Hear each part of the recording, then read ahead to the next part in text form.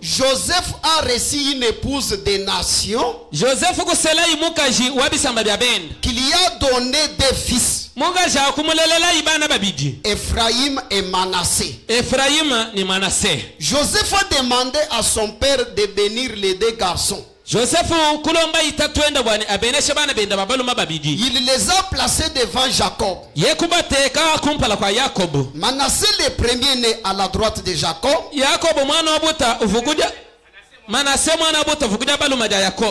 Et Ephraïm à sa gauche. Comme Jacob allait les bénir, il a croisé les mains. Alors sa main droite s'est posée sur les cadets. Joseph s'est écrié: pas ainsi, père. Celui-ci est le premier né sur ta droite. Mais Jacob a dit: Dieu a croisé mes mains. Ici nous voyons un type, la bénédiction qui revenait aux nations. Non. Qui revenait aux premiers-nés, les Juifs, transmise aux plus jeunes, les gens des nations. Par la croix, les mains croisées du Seigneur Jésus-Christ. Amen. C'est que si Jésus n'avait pas croisé les bras, nous ne serions jamais héritiers de la bénédiction. C'est pourquoi à la croix, pendant que l'on les clouait là, les mains de Jésus étaient croisées. Maintenant écoutez, quand les mains étaient croisées, il y avait des bandits. L'un était à gauche, l'un à droite. Maintenant, qui était sauvé? C'était les bandits qui étaient à droite. C'est pourquoi quand Jésus est descendu au mont 107, il n'a pas regardé à gauche, il a regardé à droite. Pourquoi? Celui qui était à droite, il s'est repenti sincèrement. Vous êtes avec moi? On peut ponctuer ça avec Frère Branham. C'est le lever du soleil. Je peux lire ne fût-ce que le paragraphe 16. Le paragraphe 15, c'est quand Frère Branham montre comment tourner la photo. Mais le paragraphe 16, avec ce qui est blanc, voyez. Vous voyez ce qui est foncé, son visage, sa barbe et ses yeux. Et remarquez, il regarde. Il y a cette lumière qui émane de lui, qui éclaire la droite dans la direction où il regarde. Donc quand il est descendu au mont 107, si on tourne la photo, Jésus regarde à droite. C'est clair? Pourquoi? Et sur la croix, c'est là qu'il a regardé à droite, où il a pardonné aux pécheurs à la lumière de sa résurrection. Nous avançons toujours en son nom. Quel exemple peut-on tirer là-bas? L'homme qui a reconnu qu'il méritait ce sort-là, qui s'est senti indigne. C'est cet homme-là que Christ a pardonné. Donc un chrétien, ce n'est pas un homme de prétexte. Donc des raisons apparentes. Bon, frère, pourquoi tu as fait ça? Bon, il semble que vous voyez. Est-ce que vous comprenez? Non, si vous voulez les salir, soyez sincères. Mon frère, le diable m'a haï. J'ai fait ceci. Pardonnez-moi. C'est clair. C'est pour vous dire que quand vous allez à la croix, et si vous y allez sincèrement, vous ne quitterez pas tel que vous étiez allé. Pourquoi? Si les bandits, les voleurs est allé à la croix et Dieu l'a pardonné, si aujourd'hui Dieu ces voleurs-là et que sincèrement tu te places à la croix, si Dieu ne te sauve pas, alors il n'est pas le Dieu d'Hébreux 13:8. Pourquoi nous ne sommes pas sauvés? Notre approche vers le calvaire. Frère Branham rencontre une légende. Il dit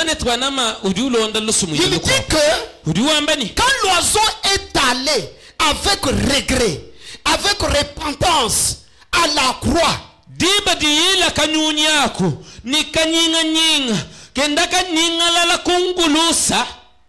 il est sorti avec la poitrine rouge. Votre cœur se trouve où? Au niveau de la poitrine. Donc si vous allez au calvaire tel que cet oiseau,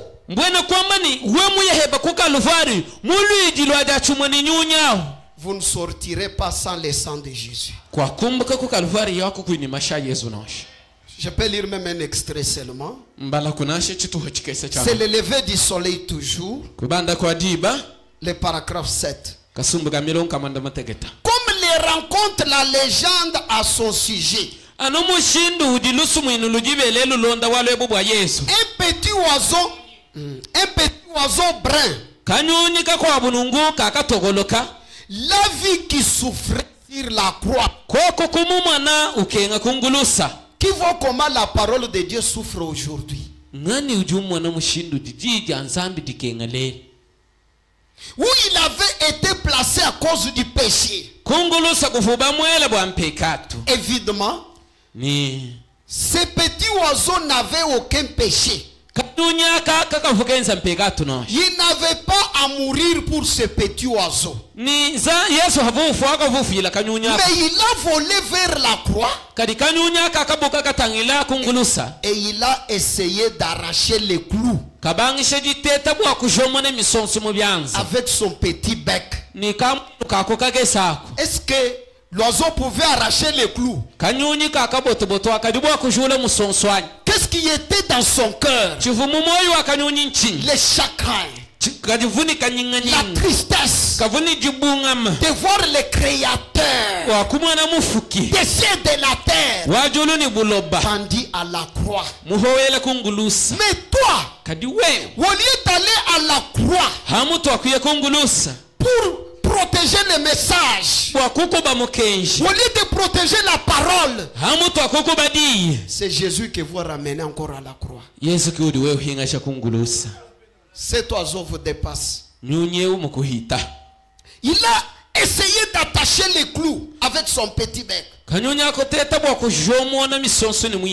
Et sa poitrine est devenue toute rouge. Et je veux que la mienne soit comme ça. Qui veut que sa poitrine devienne rouge? Allez au calvaire. Alléluia. Alléluia. Que Dieu vous bénisse. Maintenant nous progressons un peu.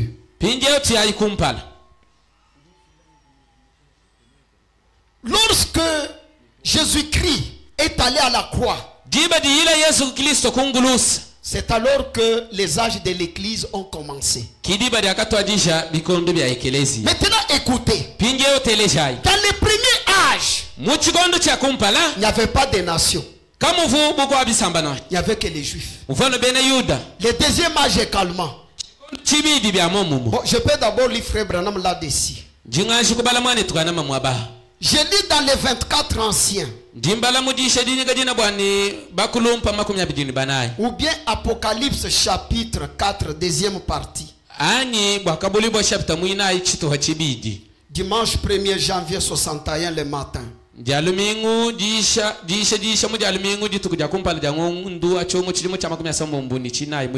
61 le matin.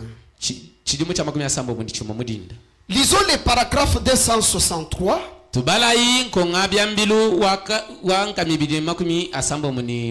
264. Eh bien, que s'est-il passé? Observez ceci. Le parvis extérieur, c'était l'âge de l'Iter. Est-ce qu'il a cité les autres âges? Quand il parle du parvis extérieur, il va tout droit vers l'Iter. Si nous considérons le corps de l'église des nations. 264. Souvenez-vous, c'était des juifs jusqu'en 606 après Jésus-Christ.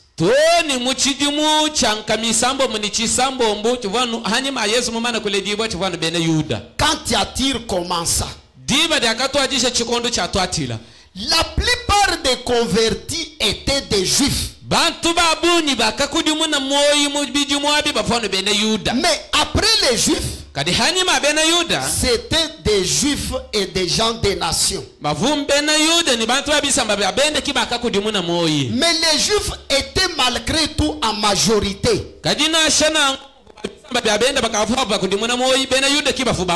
Mais c'est avec Martin Luther, John Wesley, ainsi de suite. Vous voyez que c'est vraiment arrivé dans l'âge des nations de ce côté-ci. Vous voyez? Donc notez que les gens des nations sont intégralement entrés dans l'épouse dans l'âge de Luther.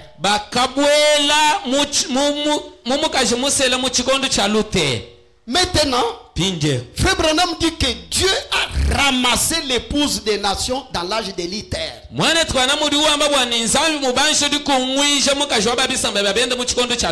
Pourquoi? Parce qu'avant l'âge luthérien, on voit les juifs. Et avant Luther, les juifs et les nations, mais les juifs en majorité. C'est pourquoi Frère Branham a dit que Dieu a ramassé l'épouse dans l'âge de Luther. Il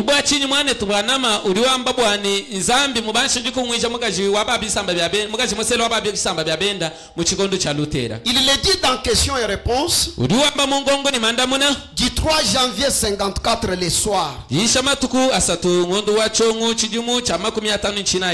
Paragraphe 71. Il dit ceci. Maintenant, voilà l'église. Dieu l'a ramassé dans l'âge luthérien. La justification. Dans l'âge wesleyen, il l'a sanctifié. Et dans cet message, il l'a rempli. Voyez, il place la vie en elle. Et quand ceci, cette vie à travers le Saint-Esprit, le Saint-Esprit l'a ramassé. Le Saint-Esprit l'a sanctifié. Le Saint-Esprit l'a rempli. Voyez, c'est toujours la même église. Mais maintenant, regardez alors. Dans ces jours, 3 points de suspension. Maintenant, écoutez quelque chose au paragraphe 72. Maintenant,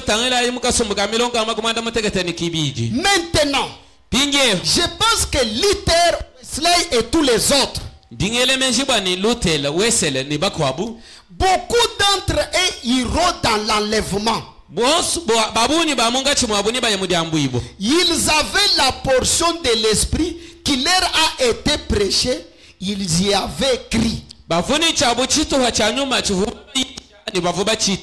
C'est-à-dire, c'est de l'âge de Luther.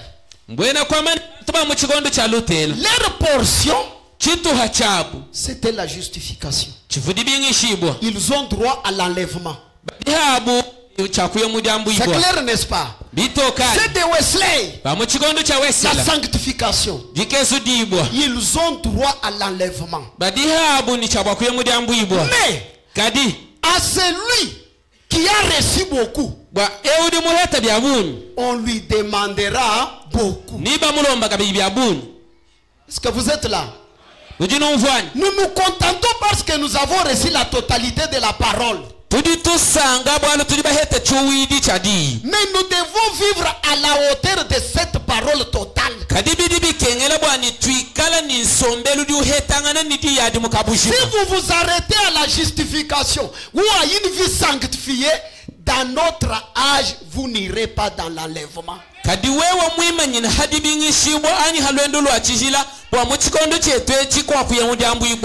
notre âge, celui qui est sanctifié, Frère Branham l'appelle la Vierge folle. Parce que le mot vierge veut dire sanctifié et pur. Vous ne voyez pas que nous devons arriver à un certain niveau.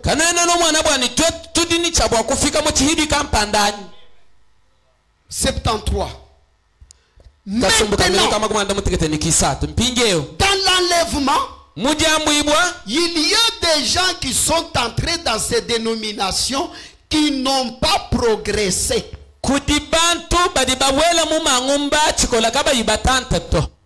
C'est un... Je peux d'abord m'arrêter ici. Il y a un mot là-bas clé. C'est qu'on doit progresser. Ça ne veut pas dire qu'on ne prêche pas la justification. Non, c'est notre message. Ce n'est pas qu'on ne prêche pas la sanctification, c'est notre message. Même la restauration des dons, c'est notre message. Mais notez bien, si vous vous arrêtez aux dons ou à la vie sanctifiée, dans cet âge ici, il faut rater l'enlèvement. C'est pourquoi nous avons des églises qui pensent qu'ils sont croyants du message alors qu'ils ne sont pas du message. Nous devons lire Frère Branham. Question et réponse du 30 août 64 le soir. Paragraphe 23. Et maintenant, si vraiment vous désirez aller quelque part pour rester avec la parole, là où notre message et notre notre message n'est pas différent. C'est le même message que vous avez entendu toute votre vie. Seulement, quelque chose de plus a été révélé là-dessus.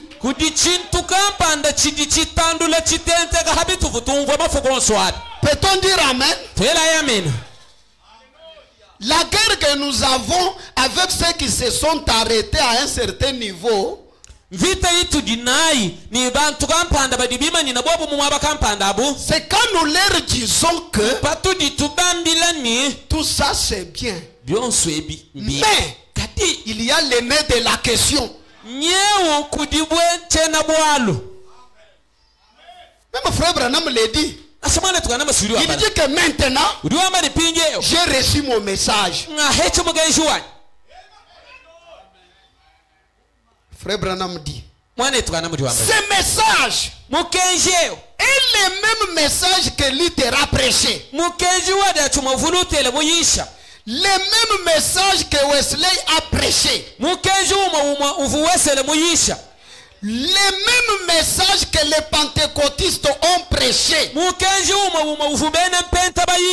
Seulement, il y a quelque chose qui a été ajouté. Voulez-vous connaître cette chose? Cette chose, c'est la révélation des sceaux. Alléluia! Alléluia! Alléluia! Alléluia! C'est ça la chose. C'est que ces réformateurs ont laissé de côté.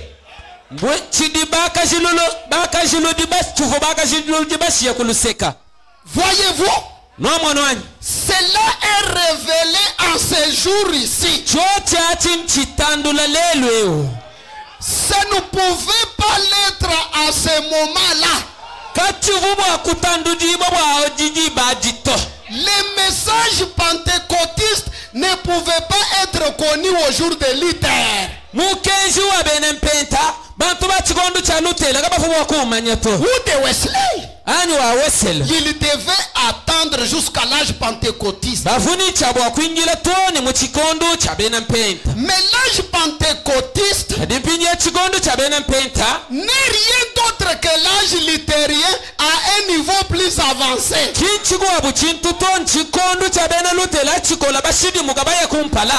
que la restauration des dons, ce sont des luthériens mais un peu avancés. Au lieu de les appeler croyants du message, on peut même les appeler les luthériens avancés.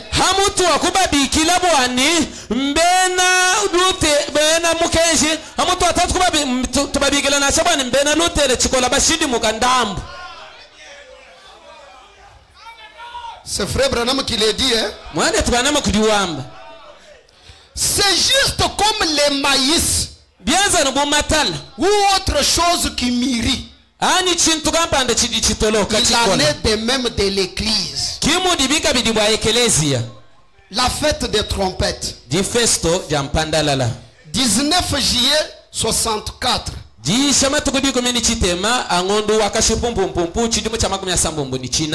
Paragraphe 164. Écoutez ce que frère Branham dit.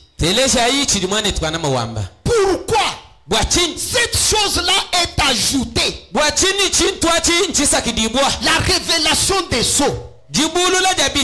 Pourquoi cela est ajouté au message que nous avons entendu toute notre vie?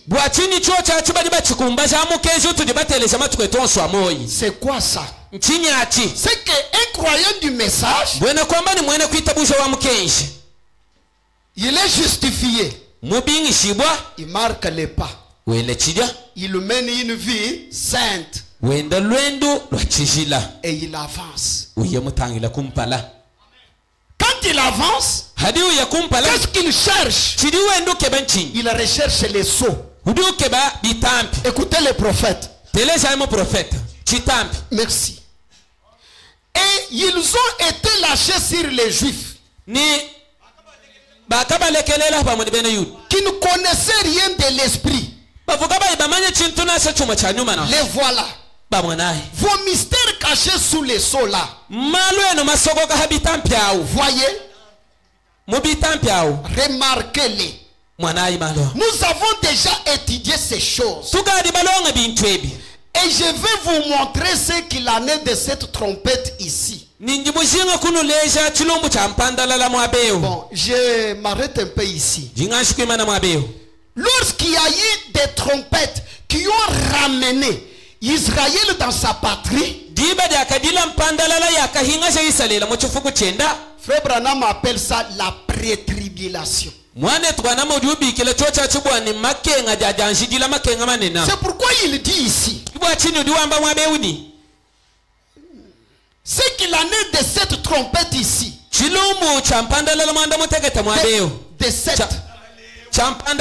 de cette dernière trompette, ce qui arrive, les voilà. Ces trompettes au pluriel, ces trompettes sont lâchées sur les Juifs. Vous les voyez, n'est-ce pas? Et non sur ces des nations. Écoutez ce qui se passe. Quand les trompettes ramènent les Juifs chez eux, c'est Matthieu 24:31, n'est-ce pas? Comme nous l'avons vu hier. Mais qu'est-ce qui se passe chez les nations? Écoutez, c'est des nations, quand les sceaux ont été ouverts, ils sont scellés, prêts à partir.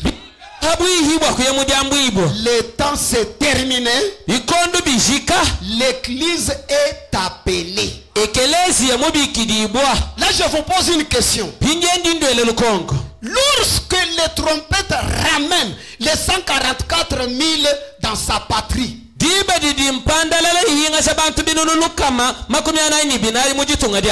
qu'est-ce qui se passe chez les nations? Mais je viens de lire. C'est l'ouverture de cette sceau. Et quand est-ce que ces des nations sont scellées et prêtes à partir?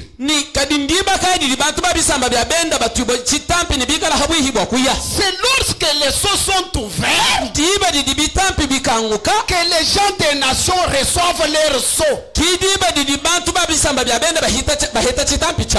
Maintenant, tu rejettes l'ouverture des sceaux et tu t'appelles croyant du message. Tu es scellé au moyen de quoi?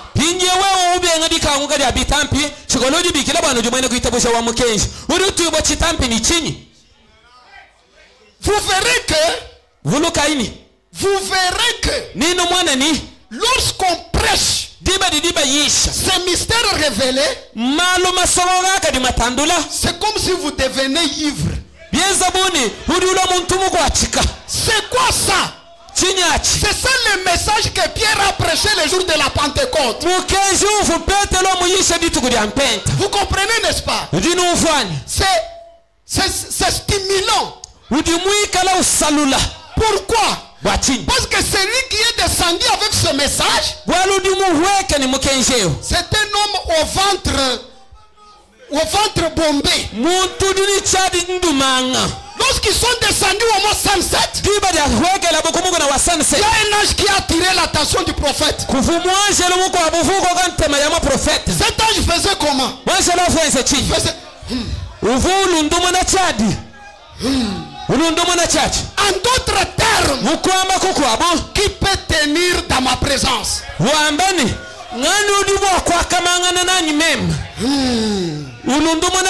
Quel péché peut encore lier mon fils? Quelle maladie peut encore terrasser mon peuple? Il faisait comme ça. C'est-à-dire quoi? Si tu avoles ce message, quand tu te mets à marcher, le péché recule. Alléluia. Alléluia. Alléluia. Alléluia. Alléluia. Alléluia.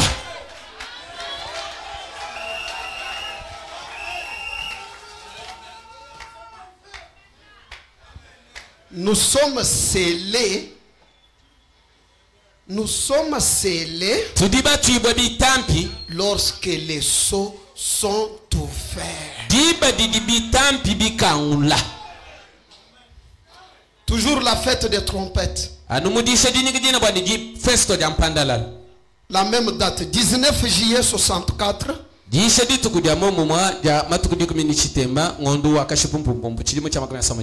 Paragraphe 224. Maintenant, les trompettes doivent les appeler à revenir à cette expiation.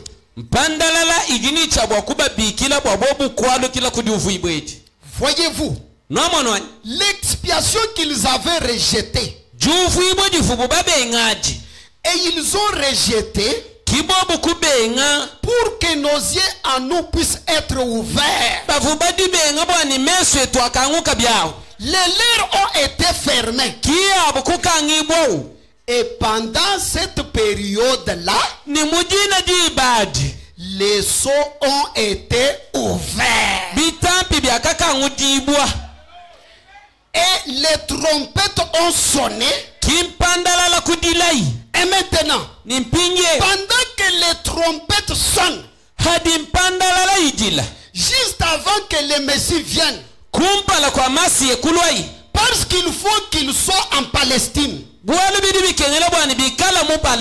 Et souvenez-vous, Dieu a dit endurcir le cœur de Pharaon pour pouvoir les chasser hors de l'Égypte.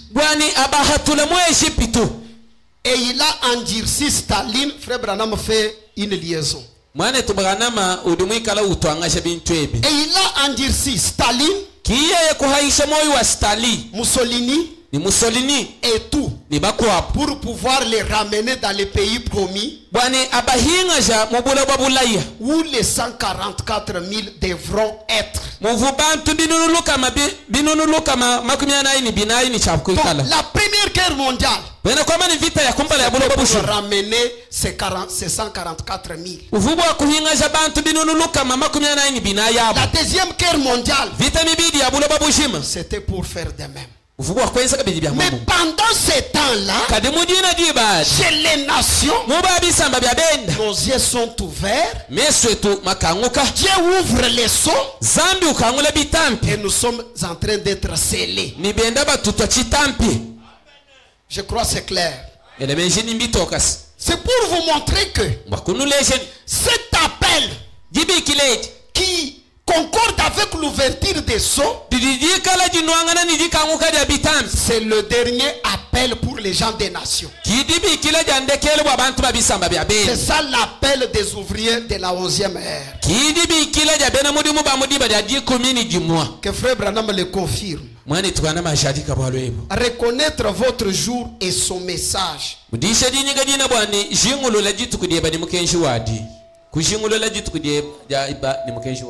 26 juillet 64.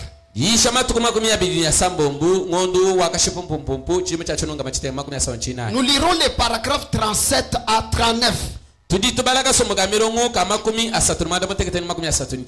37 à 39. Écoutez ce que le prophète dit.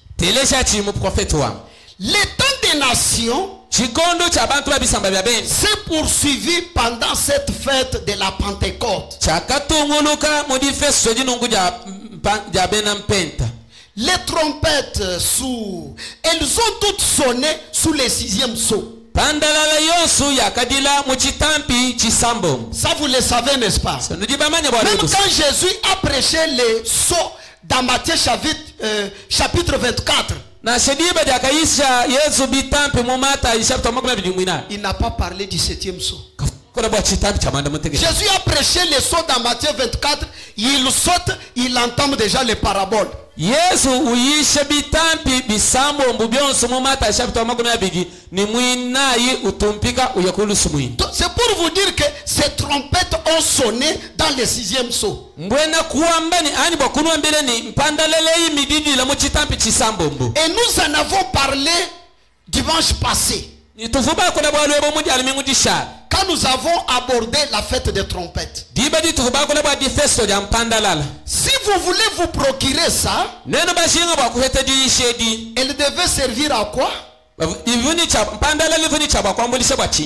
amener les Juifs à rentrer en acte. De tous les coins du monde. Dans leur patrie. Il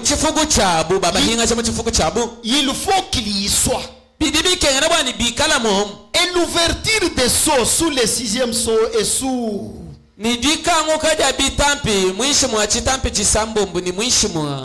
Les 7 trompettes ont sonné au 6e sceau. Maintenant, paragraphe 38. Le message du 7e ange.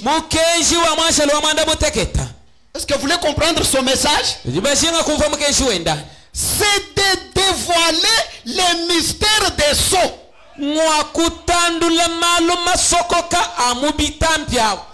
En appelant les ouvriers de la 11e ère.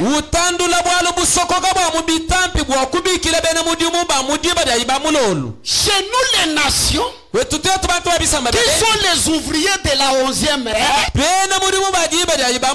ceux que le message a appelés. Et notre message c'est quoi? L'ouverture des sceaux.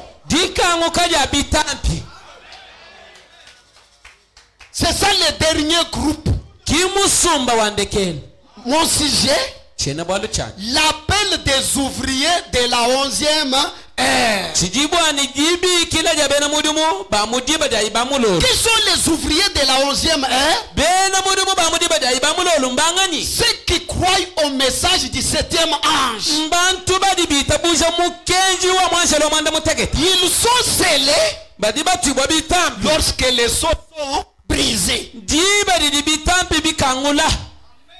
Amen. Amen. C'est des nations à recevoir le même salaire que les ouvriers de la première ère avaient reçu. Voyez?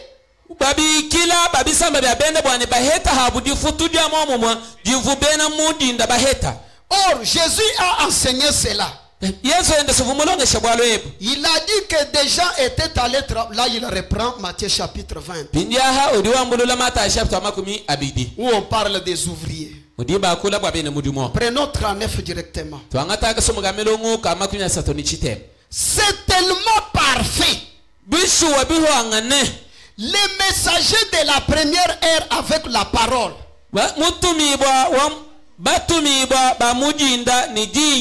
Avec l'évangile, avec la vérité, ils sont arrivés au jour de la Pentecôte. Les premiers ouvriers, n'est-ce pas? Qui sont-ils? Les apôtres. Ensuite, il y a eu un âge de ténèbres où ils ont été bloqués. Ensuite, au milieu du jour, Luther, Wesley et les autres sont arrivés. Voyez que dans la Bible, il a appelé à 6 heures, à 9 heures, ainsi de suite.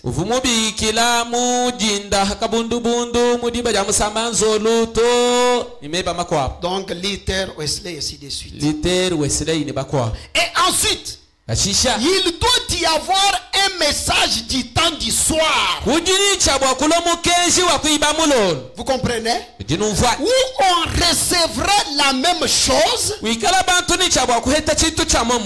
que ceux du commencement avaient reçu. Le message du temps du soir doit rétablir de nouveau, à ramener la même chose de nouveau. Maintenant, il y a un point avec ce message. Là, j'attire votre attention et j'y serai un peu lent.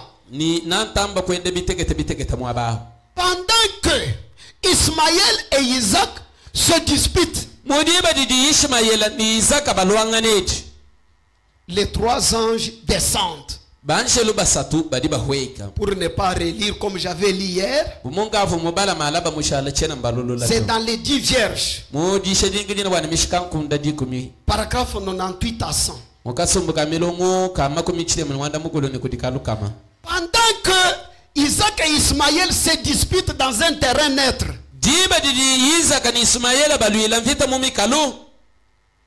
il y a trois anges qui descendent.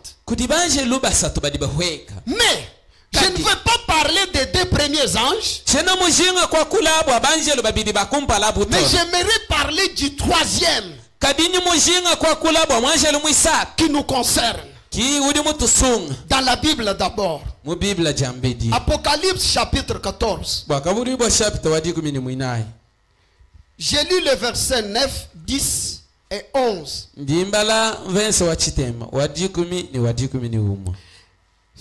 Et un autre, un troisième ange le suivit, en disant d'une voix forte: si quelqu'un adore la bête et son image, et reçoit une marque sur son front ou sur sa main, il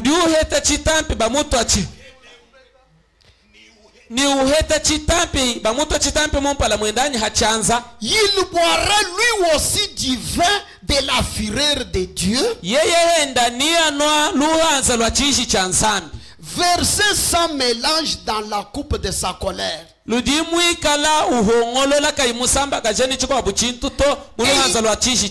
Et il sera tourmenté dans les feux et les soufres, devant les saints anges et devant l'agneau. Vous êtes là? Maintenant prenons frère Branham. Parce que quand les trois anges sont descendus, dans les 10 vierges, frère Branham dit que ce sont les mêmes anges qui étaient descendus les jours de Sodome.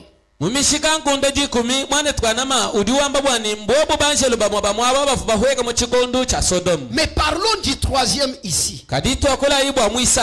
La marque de la bête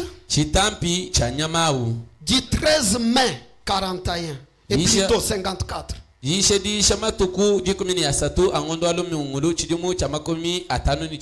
Le soir. Écoutez les paragraphes 30 et 31. Bon, ceci est le message du troisième ange au monde. Si vous observez dans la Bible, l'interdiction de cet ange-là, il ne voulait pas que les gens reçoivent la marque de la bête. Vous êtes là, n'est-ce pas? C'est ce que nous avons lu dans la Bible. Maintenant écoutez. Bon, ceci est le message du troisième ange au monde. Et vous savez quoi? Le message du troisième ange est apporté maintenant. En ce jour-ci. C'est maintenant le vol du troisième ange avec son message.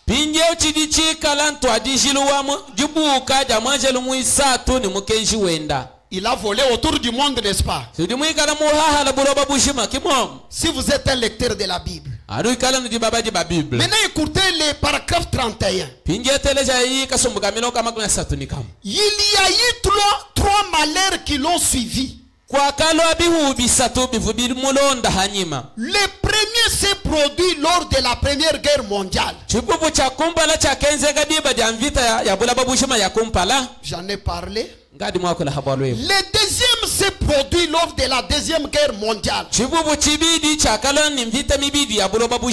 Vous voyez dans quoi nous entrons maintenant? Très bien. Nous sommes au bout du chemin. Si vous avez bien suivi Frère Branham, ce message est suivi par combien de malheurs? 3 malheurs. 2 sont déjà accomplis. On observe quel malheur? Le 3e. Mais notez que le 3e malheur est déjà établi. Prenons Frère Branham toujours. El Shaddai. Pianiste, c'est à vous de me rappeler, je vais mettre ponctuel. El Shaddai, 16 avril 59. El Shaddai di shamatku digumini ya sambombu chidimu cha makumi atano ni chite. Los Angeles. Los Angeles. Je lis le paragraphe 57. Jimbalaka somboka milongo ka makumi atano ni mwanda mutegeta. Maintenant, écoutez ce que Jésus a dit. Teleja yi chakamba Yesu. Ce qui arriva du temps de Sodome. Chakenzeka chikondo cha Sodome. Oh, que cela pénètre. Ka walebu bunufika koko. Ce qui arriva du temps de Sodome arrivera de même à la venue du Fils de Dieu. L'Esprit de Dieu dans la chair humaine, dans son église, révèle, manifeste les signes du Messie comme il les fit en ces jours-là. Comme il les fit au jour de Christ. Comme il les fait à la fin de la dispensation des gentils. Maintenant, contrôlez cette phrase. Juste quelques heures avant que la bombe ne tombe.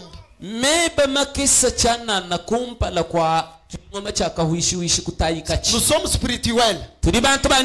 Nous nous contentons lorsque Frère Branham nous a montré les signes du Messie. Nous nous contentons du 3e poule. C'est bien. Nous devons nous réjouir. Mais Frère Branham dit, quand cette chose s'est produite, elle est produite quelques heures avant que la bombe ne tombe.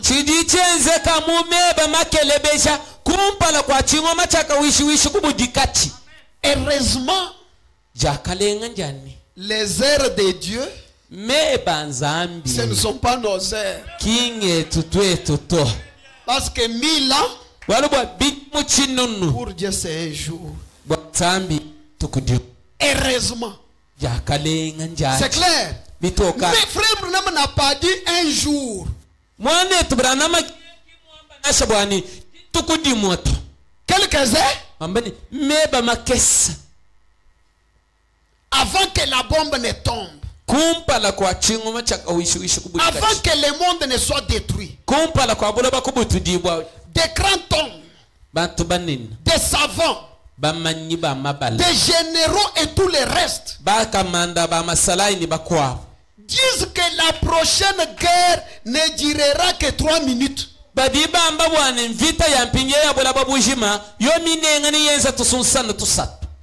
La Russie en a prévu juste pour Hollywood et Vine.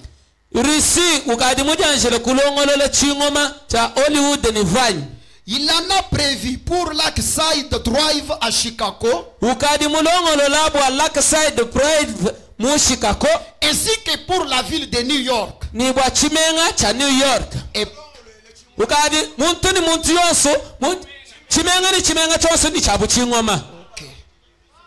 Et partout.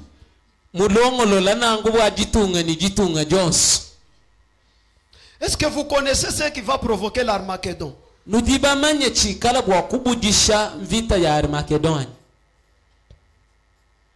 Ah, j'ai laissé cette citation. Malheureusement. Que je termine d'abord. Il dit, ces bombes sont prêtes. On en a prévu pour Moscou et pour différents endroits. Il suffira qu'une personne commette l'erreur de lâcher l'une d'elles un de ces jours.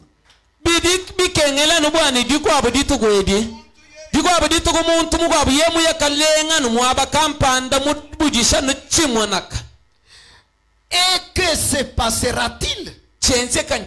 La Bible sera alors accomplie.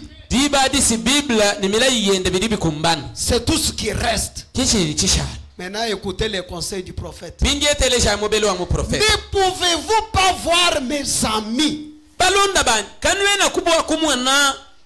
ce que Dieu est en train de faire? Ne pouvez-vous pas serrer, pas vous-même, peser votre esprit avec la parole de Dieu?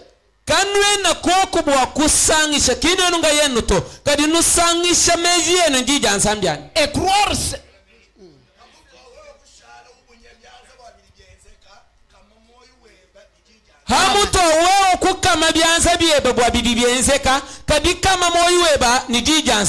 Écoutez ce que nous faisons.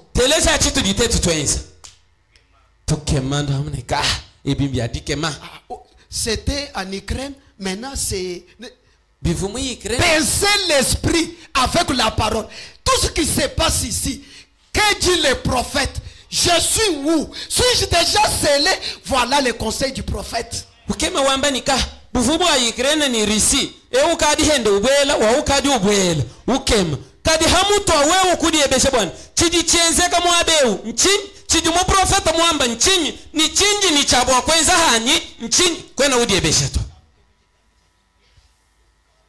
Maintenant, le prophète dit quelque chose. Il dit que quand ce troisième âge proclame son message, il n'y a que des sceaux. Soit vous recevez les sceaux de Dieu, soit c'est la marque de la bête. C'est ce que nous avons lu dans la Bible d'Apocalypse chapitre 14. Donc nous, présentement, lorsque vous n'avez pas le Saint-Esprit, ne dites pas que vous êtes au milieu. Il n'y a pas, qu'est-ce que je voulais dire? Il n'y a pas une place neutre.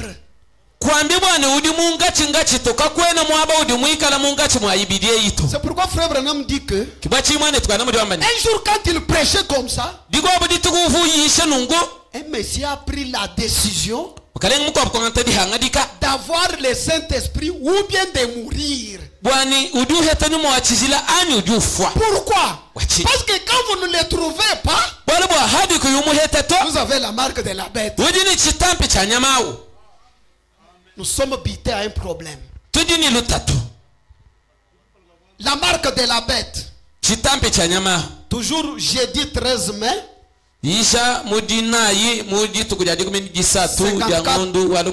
54 soir. Je lis le paragraphe 34. Mais à la fin là, projetez juste à la fin là. Bon. Le message de ce troisième ange, juste avant la venue du Seigneur, quand les sceaux et la marque étaient apposés, eh bien, il va y avoir un grand rassemblement. C'est que quand cet ange proclame son message, nous sommes placés devant des sceaux. Soit les sceaux de Dieu, soit la marque de la bête. Maintenant, la marque de la bête, chitampi cha nyamau c'est quoi? Nchini. Amen. Amen. La marque de Christ. Chitampi jishe dini kijina bwana chitampi cha Kristo. 12 mars 55. Jisha matukudi kumini ya bidi ngondo walo abanyanga su chidimu cha makumi atanu chita. Paragraphe 12 kasumbu kamilongo kadi kumini kibi et 13. Mikadi kumini kisa. Mais je préfère que au paragraphe 12 kadi jishe ngubano kasumbu kamilongo kadi kumini kibi au lieu de reprendre les écritures de l'Ancien Testament, hamutu hatetu kwambulule mifundu ya mchovu chakala partie B là. Et maintenant, le tragique dans ces deux choses, c'est que le sceau de l'ennemi est un sceau religieux. C'est vrai. Très religieux. Vous avez compris quelque chose? Le sceau de l'ennemi, ce n'est pas que vous ne venez pas à l'église.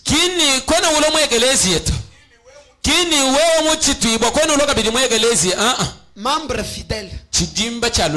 Comme on parle de la construction ici. Mais religieux. Et vous allez dans l'enfer comme ça. Aujourd'hui, les gens sont devenus plus religieux que chrétiens.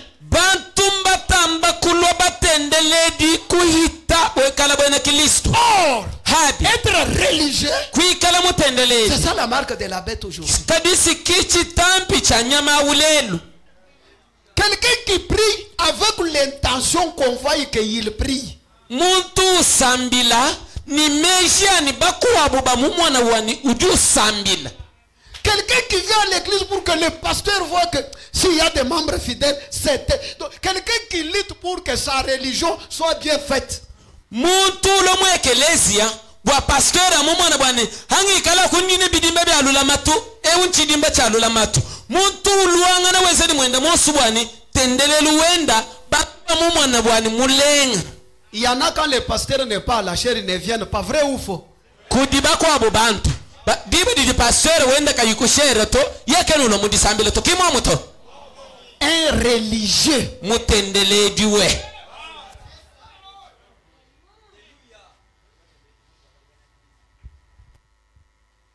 Paragraphe 13. Kasumbuka milongo kadi kuminikisa. Maintenant, comment étaient-ils scellés? Ils étaient scellés à l'oreille. Pourquoi à l'oreille? Car la foi vient de ce qu'on entend. Et si l'oreille est coupée, l'oreille de l'évangile, je ne veux pas dire l'oreille physique, l'oreille spirituelle. Je suis en train de vous montrer les sceaux du diable ou la marque de la bête. C'est que l'oreille qui écoute la parole est déjà coupée. Ndimungati mwajinu leze chitampi cha jabolo ani chitampi cha nyamao mbwena kwamba ni jichi die bajanyuma didi uteleze na di evangelio jikoshibwa. C'est que quand on prêche ici, mbwena kwamba ni hadiba yisha, il n'y a pas de point qui touche votre cœur. Wewe kuyukuheba ni miaba ya ilenga weba moito. Vous pouvez voir pendant tout ce temps que je prêche, vous n'avez reçu qu'une seule chose. Udibo akumona mudiba dionsu dinginyisha mwabeo wewe heba mwabuja muheta chinton chum. Ce n'est pas que la chose que toi tu as reçue c'est celle que l'autre a reçue, non. Kimbwene kwamba ni chidi we muheta kichije muko abo muheta to. Mais celui qui est coupé, pindie muntu kadiba kwasa dichi digiteleze evangelio. Bon, Frère Branham donne un exemple. Il dit qu'il y avait une maman qui avait un joli bébé. Mais ce bébé-là n'était pas sensible. On prend la poupée. On fait comme ça. L'enfant toujours comme ça. Est-ce que malgré la beauté de l'enfant, Est-ce que la maman est contente? Na shamu vumane ndamu mwikale ni boteamu. Mama enda wasange ni bwali mwana anyudi ni boteani. Les mamans savent ça. Mama mustimbamanye bwali. Un bon enfant mwana mulenga suit les mouvements. Udi mwikala wenzako wawenzera chanza nungu ulonda. Il fait comme ça. Quand vous faites comme ça, utuma chanza ulonda. Il suit les mouvements. Udi mwikala ulonda munikuni kudiwenzeka. C'est-à-dire quoi? Bwene kwamba chi. Un chrétien, quand il écoute la parole, il marque un pas. Il vient mercredi, il écoute encore la parole, il marque un pas. Mais qui sont des jolis bébés, mais avec l'oreille trouée.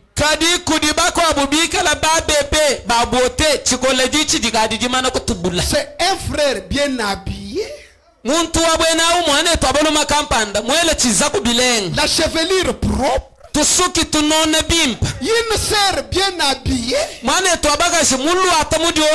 qui parle comme un ange. La prédication monte, ça descend, tel qu'il a crié, tel qu'il est jusqu'aujourd'hui.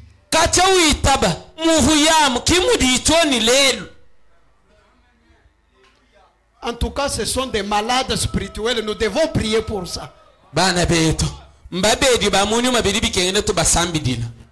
Donc quelqu'un qui est troué,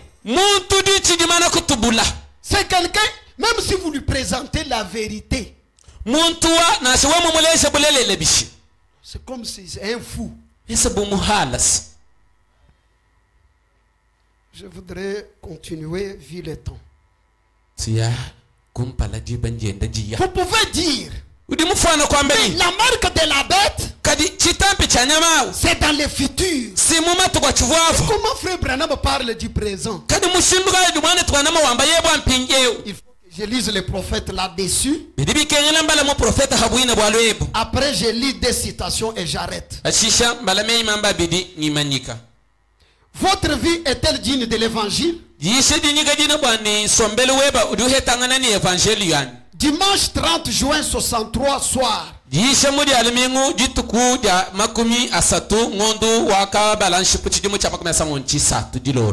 61 à 64.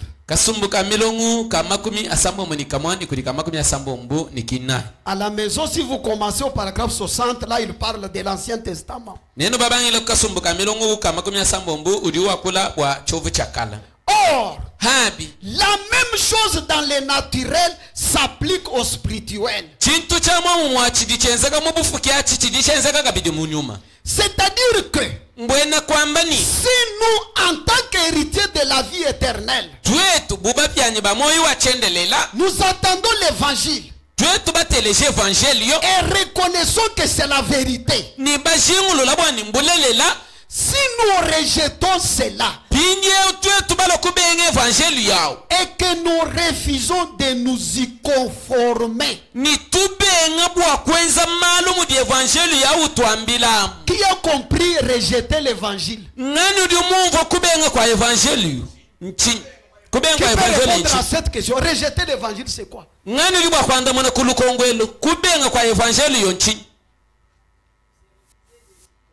Refuser de s'y conformer.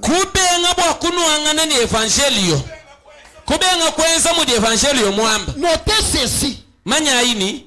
Quand bien même vous dites que je crois, vous jubilez, vous donnez le témoignage, mais si vous ne vivez pas cette parole, vous l'avez rejetée. Que l'église dise Amen. C'est que la plupart des gens sont religieux, mais ils ont déjà rejeté la parole.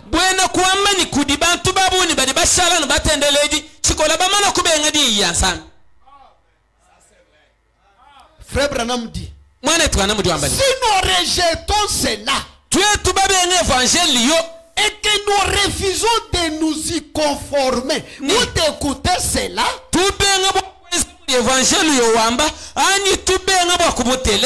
nous recevons la marque de la bête. cha nyamau. Donc notez ce matin que si vous ne vivez pas la parole que vous prétendez croire, vous avez la marque de la bête. Tout ce que vous faites, c'est la religion. Mais à la fin de la route, vous allez regretter. Et la fin de la route, ce n'est pas seulement l'enlèvement. Ça peut être votre séjour sur cette terre. Tu ne sais quand, comment et où. Un jour. C'est un bon cantique. Vous ne savez quand, où et comment. La miséricorde, c'est quand vous respirez encore. Mais voilà que jusqu'à ce matin, vous avez rejeté ce message. Mais partout vous témoignez que vous l'avez écrit.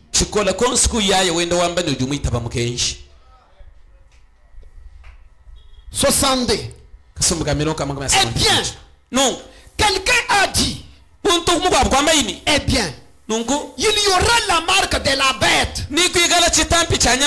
Il renvoie ça dans le futur, n'est-ce pas? Cela viendra un jour. Permettez-moi de vous le dire. Elle est déjà venue. Vous voyez? Aussitôt que le Saint-Esprit commence à descendre, la marque de la bête se met à opérer. Est-ce que c'est dans le futur? 63. Vous voyez, vous n'avez que des choses.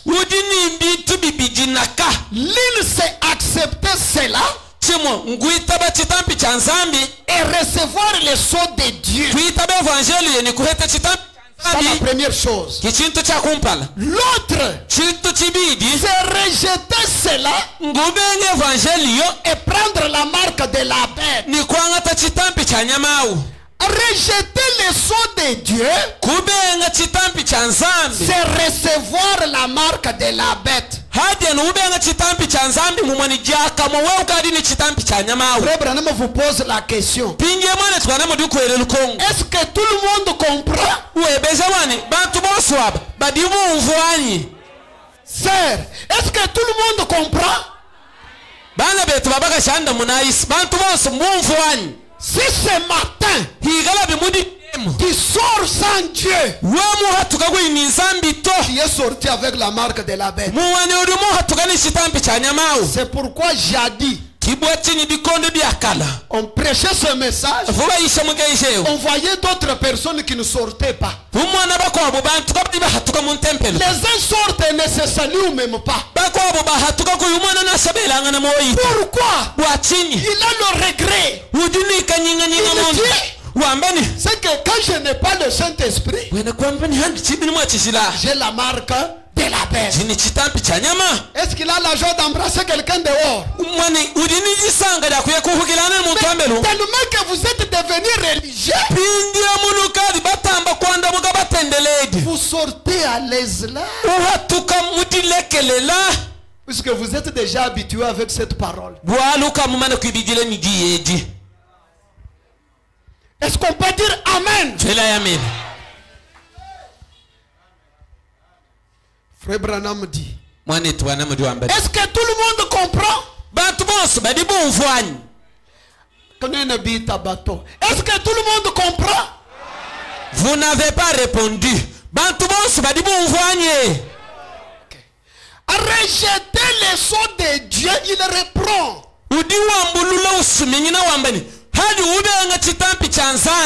C'est recevoir la marque de la bête. Car La Bible dit que tous ceux qui ne firent pas scellés du sceau de Dieu à réussir la marque de la bête. Quand la trompette sonnait, tous ceux qui ne voulaient pas devenir libres pouvaient le devenir. Tous ceux qui voulaient devenir libres pouvaient le devenir. Ceux qui ne voulaient pas être marqués.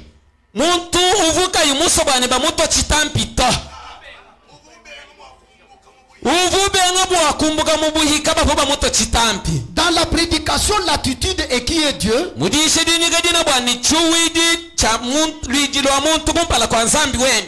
Frère Branham dit ceci.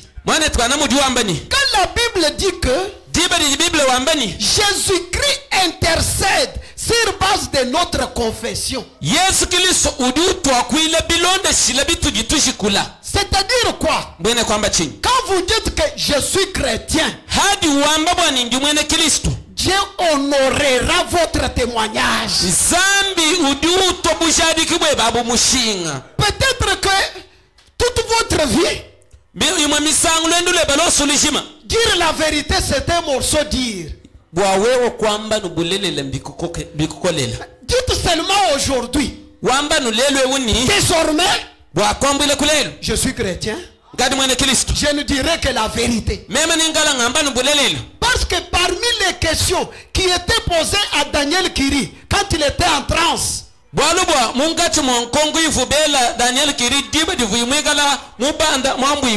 écoutez la première question. Tu étais un homme fiable, digne de confiance. Tu n'avais pas pris quelque chose qui ne t'appartenait pas. Est-ce que tu disais la vérité dans toutes choses? Si aujourd'hui vous décidez, Dieu descendra pour appuyer votre témoignage. Dites Amen. Il dit, ceux qui ne voulaient pas être marqués, eh bien vous voyez la marque de la bête. Si nous en parlons comme un événement dans le futur,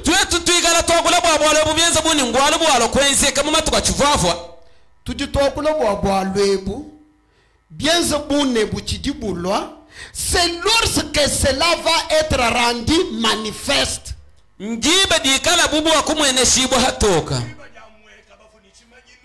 Ah, c'est ça dans le futur.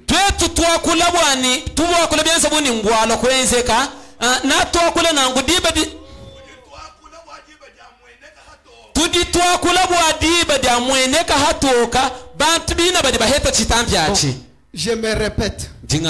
Tel que nous sommes assis, qui connaît qui a la marque de la bête et qui n'en a pas? Mais il y a des personnes qui en ont. Mais si nous parlons comme si c'est un événement futur, c'est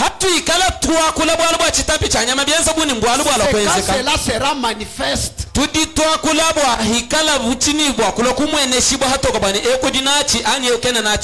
que vous vous rendrez compte que c'est ce que vous aviez déjà reçu. Vous voyez, il en est de même du Saint-Esprit. Il doit être manifesté quand nous verrons le Seigneur Jésus venir dans la gloire. Et que nous sentirons cette puissance de transformation. Quand nous verrons les morts ressuscités de la tombe, et saurons que la seconde venue qui suit, nous serons changés. Et saurons que dans la seconde qui suit, nous serons changés.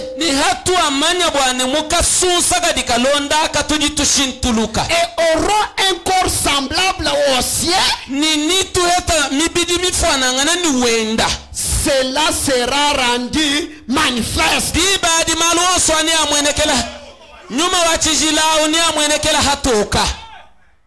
Maintenant, le diable fait quelque chose. Il peut dire à celui qui a le Saint-Esprit que tu n'en as pas. Il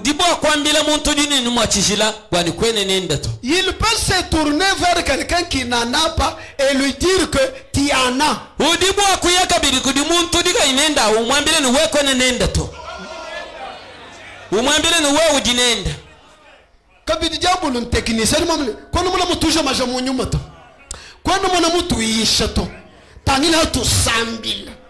Le diable connaît bien l'affaire. Il vient lui dire, tu ne vois pas comment tu ne vois pas comment tu pries, tu as le Saint-Esprit. Mais Kadi, Dieu quand il te parle, il ne te pointe pas les dons, il ne te pointe pas l'appel, il ne te pointe pas les sensations. Il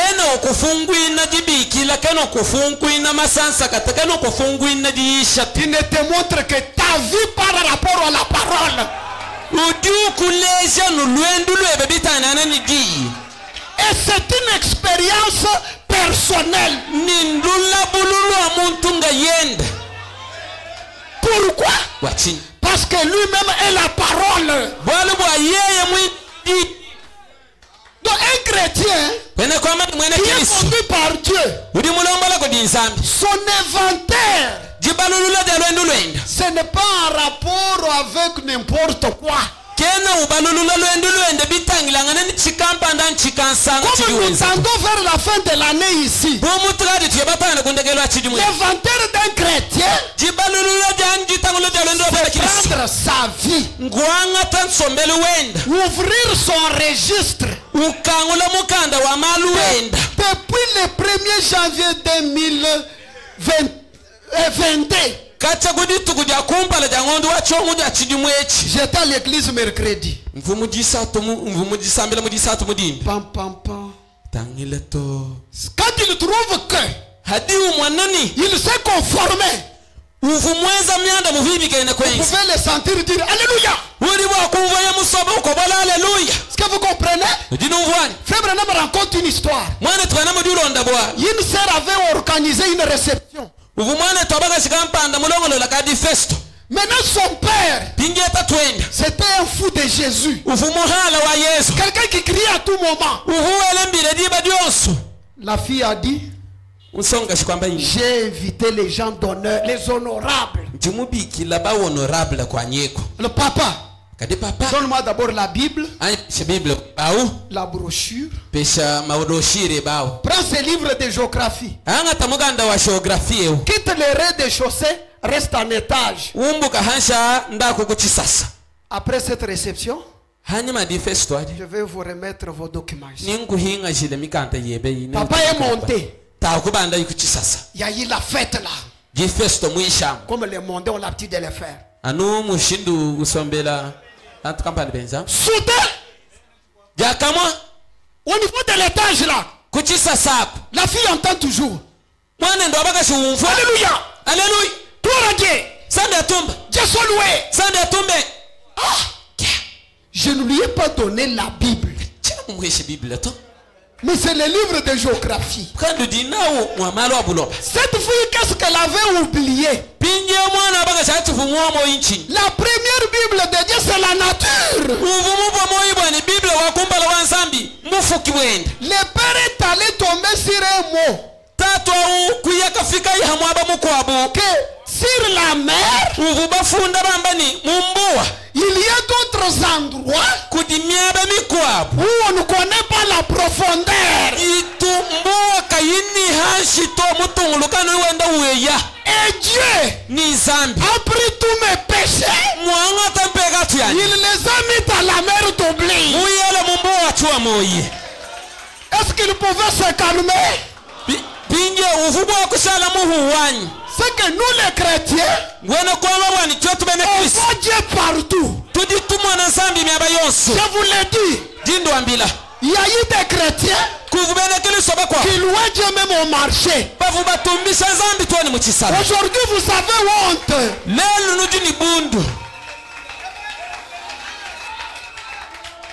Alléluia. C'est ça l'inventaire. Il tourne. J'étais au culte dimanche. Quand il trouve que sa vie n'a pas concordé avec la parole, il meurt. Vous pouvez voir la brochure qui tombe, les larmes qui coulent. C'est quoi ça? L'inventaire.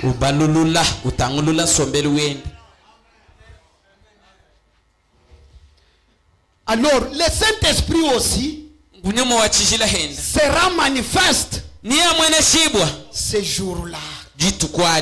Dinda dipe pajika byonso one Alléluia.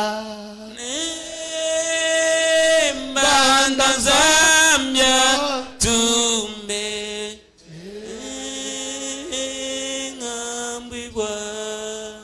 yo yo yo kundeke Alléluia mpije nengambibwa. Attissez cela maintenant pour être candidat à l'enlèvement. Bientôt la bombe va éclater la terre. Êtes-vous prêts? Mettez-vous debout. Je lis une dernière citation pendant que vous êtes debout. Question et réponse 23 décembre.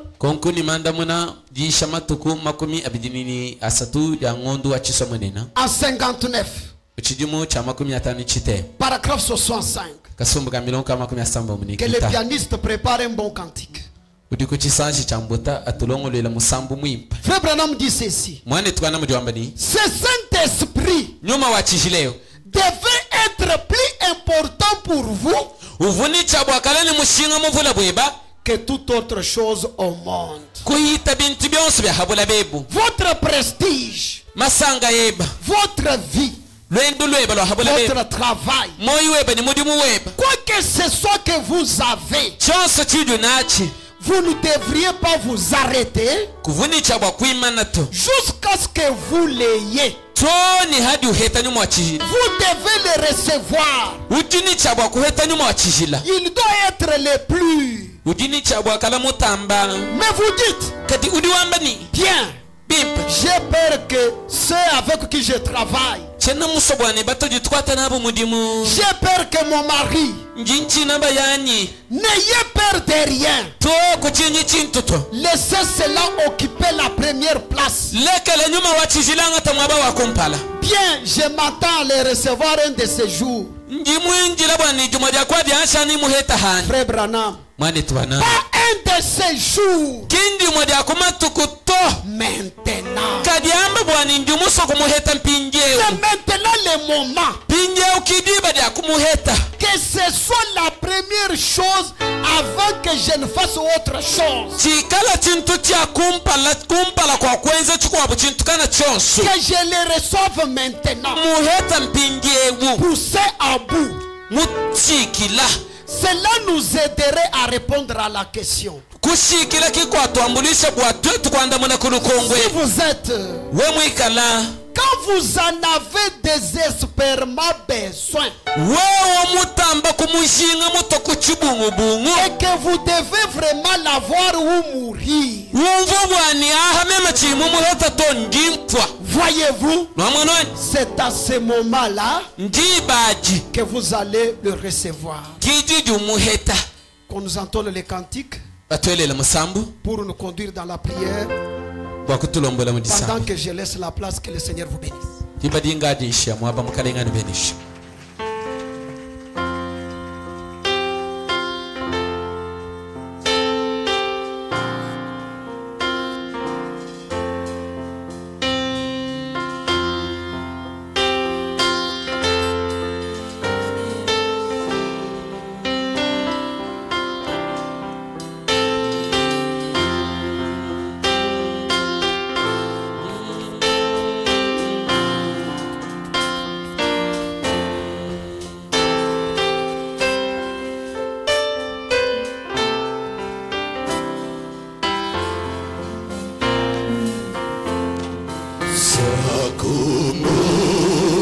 kumukelenge ngenapa wakapi chilambo jilawa julo ziladi sakako dibajo modibo mujane dinagadi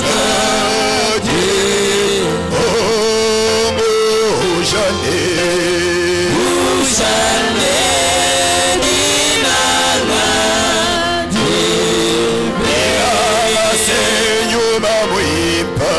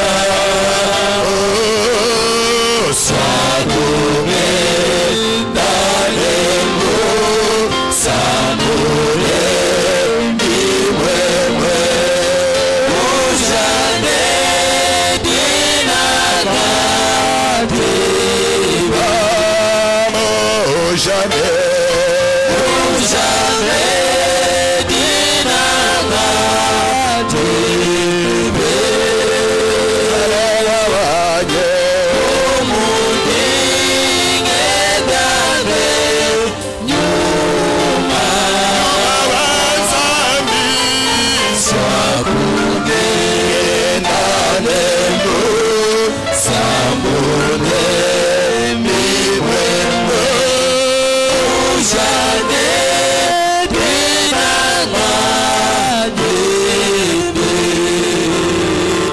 Seigneur maintenant, mon frère. Parle au Seigneur, ma soeur. Le temps n'est plus. C'est le temps que chacun puisse vérifier. Est-ce que vous êtes scellés du Saint-Esprit? Ou bien vous êtes religieux?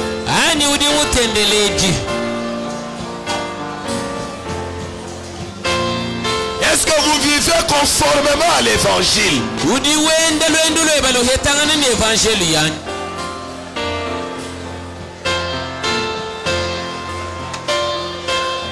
Demande la miséricorde de Dieu ce matin.